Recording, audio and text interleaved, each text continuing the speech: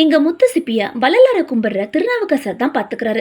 சாகுற டைம்ல பொண்ணு வள்ளலார் பெண்கள் காப்பகத்துல விட சொல்லி அவன் பொறுப்புல விட்டுட்டு இறந்துட்டாரு. முத்துவும் சுசி அங்க விட்டுடுறான். ரெண்டு பேரும் தீப்பெட்டி தொழிற்சாலையில வேலை பாக்குறாங்க. எத்தனை மாப்பிள்ள காமிச்சாலும் ஏதாச்சும் காரணம் சொல்லி அவங்கள ஓட விட்டுடுறான். ஒரு நாள் அப்பாவோட ஆத்மா உடம்புல புகுந்த மாதிரி டிராமா பண்ணி பொண்ணு கட்டி கூடான்னு முத்து சிப்பிக்கு ஆர்டர் போடுறாரு. ஆனாலும் இவன் தயங்குறான். அப்பதான் இவ காதல சொல்லி ரெண்டு பேரும் கல்யாணம் பண்ணி ஹாப்பியா இருக்காங்க. சுசியோட ஒரே ஆசை முத்து சிப்பிய கல்யாணம் பண்ணி ரேஷன் கார்டு வாங்கி அவளோட காப்பகத்துல ஒட்டணுங்கிறது தான். ஒரு வழியா ரேஷன் கார்டும் வாங்குறாங்க. காப்பகத்துக்கு போறதுக்கு ஸ்வீட் வாங்கிட்டு வர சொல்லி முத்துக்கிட்ட சொல்லிட்டு இப்ப பஸ்ல போறான். பஸ் ஸ்டாப்ல இறங்கி சாமி கும்பிட்டுட்டு ஊருக்கு நடந்து போற வழியில மயங்கி கீழே விழுந்துட்டான். ரொம்ப நேரமா சுசியை காணும்னு தேடி பார்த்தா நட்டு நடு காட்டுல அடிபட்டு கிடக்குறான். ஜிஹெச்சுக்கு கூட்டிட்டு போனா பிளட் லாஸ் ஆகியிருக்குன்னு பிளட் வாங்கிட்டு வர சொல்றாங்க. சுசிக்கு ஏபி நெகட்டிவ் ரேர் குரூப். ஜிஹெச்ல பிளட் இல்ல. டாக்டர் ஒரு புரோக்கரை இன்ட்ரோ பண்றாரு. உசிர்தான் முக்கியம்னு சொல்லி முத்துவ பிரைவேட் ஹாஸ்பிட்டல் கூட்டிட்டு போறாரு. கையில காசு இல்லைன்னு கவுன்சிலர் கிட்ட கடன் வாங்கி தராரு. கேட்குற இடத்துல எல்லாம் சைன் போட்டு கொடுக்குறான். அவனுக்கு சில பிளட் டெஸ்ட்டும் எடுத்துக்கிறாங்க. ஹாஸ்பிட்டல்லாம் அலையிறாங்க. ஆனாலும் சுசியோட ஹெல்த்ல எந்த மாற்றமும் இல்லை. அப்பதான் கவுன்சிலர் ஒரு ஹாஸ்பிட்டலை ரெஃபர் பண்றாரு. அங்க போய் பார்த்தா ஜிஹெச்ல இருந்த டாக்டர் இருக்காரு. அது அவரோட ஒய்ஃபோட கிளினிக்.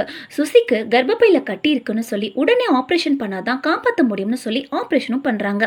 ஆப்ரேஷன் முடிஞ்சதும் கவுன்சிலர் கூப்பிட்டு 2 லட்சம் கடன் ஆகிருச்சு. உன்னால தர முடியாதுன்னு எனக்கு தெரியும். எப்படி கடன் அடைக்கிறதுன்னு புரோக்கர் சொல்வான்னு சொல்றாரு. புரோக்கரும் நீயும் உன் பொண்டாட்டியும் ஆளுக்கு ஒரு கிட்னி கொடுங்கன்னு கேட்கிறாரு. கவுன்சிலர் கிட்ட போய் என் கிட்னியை வேணா எடுத்துக்கோங்க, அவளை விட்டுடுங்க, இப்பதான் அவளுக்கு ஒரு ஆபரேஷன் முடிஞ்சிருக்குன்னு சொல்றான்.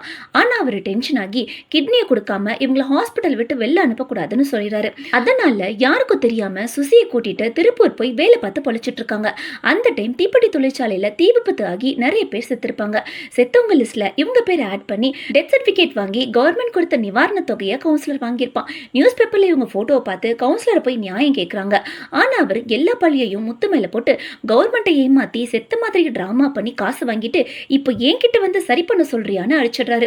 இவங்க 2 பேர் போட்டோவையும் மீம்ஸ் போட்டு மக்கள் கிண்டல் பண்றாங்க. ஒரு ஜேர்னலிஸ்ட் தான் முத்துக்கு ஹெல்ப் பண்றாரு. ஜிஹெச் முன்னாடி போய் தற்கொலை பண்ணிக்க போறேன்னு சொல்லி ப்ரூஃபுக்கு வீடியோ எடுக்கிறாங்க. அங்க வந்து போலீஸும் அதிகாரிகளும் அவனை தடுக்கிறப்போ நான் தான் ஆல்ரெடி செத்துட்டேன்னு சொல்லிட்டீங்களேன்னு சொல்லி வாக்குமூலம் தரான். அவன் தூக்க மாட்டிக்க போறப்போ ட்ரெயின்டு போலீஸ் ஆபீசர்ஸ் அங்க வந்து அந்த கயிறை சுட்டு அவனை அரெஸ்ட் பண்ணி உள்ள வச்சு லாடம் கட்டுறாங்க.